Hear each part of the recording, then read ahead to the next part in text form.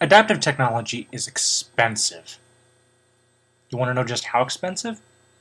Well, I've rigged up a shopping list, and this shopping list, I want to give you fair warning.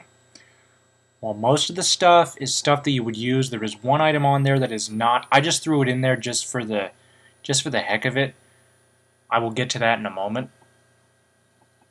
So you have a $500 laptop, right? And some of you are saying, "Oh, come on, you can do better than $500. That's a baby. That's a budget notebook."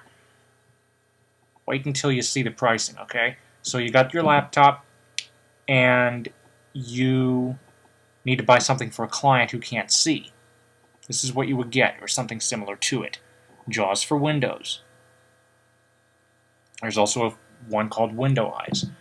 Speech alone is not enough for many, many people. You know how we as sighted people just look at the screen? Well, we in the community of people who are totally blind want to have that same convenience, want to have the same ability to go back over a word and see it. This is how they would see it, through a portable Braille display. These are the cheapest displays on the market, and again, we'll get to pricing in a moment. I gave up the pricing of the laptop by mistake. Actually, I didn't mean to do that. And let's say you are somebody then who would benefit from JAWS, but would also benefit from, you have enough usable vision to where part of the day you could use a magnifier. You would go ahead and get this. This is called Magic.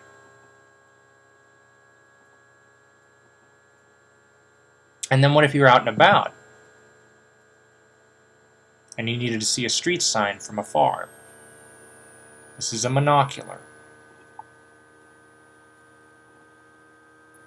And then if you're in the grocery store, you need to check pricing on that can of soup. This is a video magnifier. Now, really quick, I wanna give you guys a heads up and a little bit of a promotion to JLS 1114.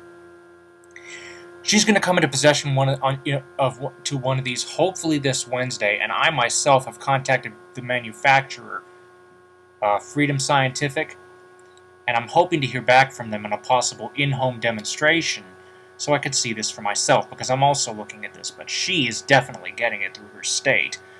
She was actually looking at another one, but the state said no, and that's one of the drawbacks of the states. And you will see why in a moment. Sometimes, when you're making significant investments, you have to have a company that will back you up. And the magnifier that she wanted, the state had been having issues with the manufacturer, so that's why they gave her this. But the Ruby is a magnifier, so that is something you would want to get. And let's go back to the blindness ring for a moment. For those of you who are entirely blind, you would get this.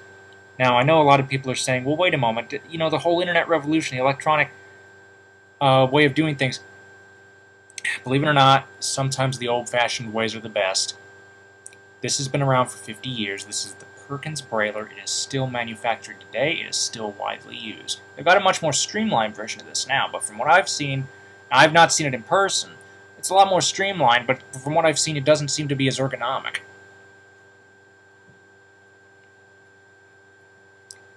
And in keeping with our blindness theme for people who cannot see at all, our last little item on the list, this is a talking GPS. Some of you may be saying, hey, wait a moment, that's a Dell PDA. It is.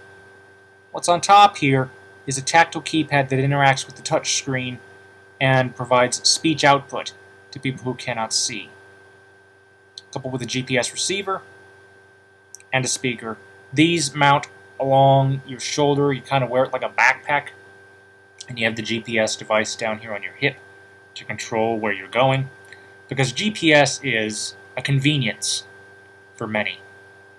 For people who are blind, it is not a substitute for your mobility skills, but it is definitely a welcome enhancement. It's not cheap, though. Let's go ahead and take a look at that pricing, shall we?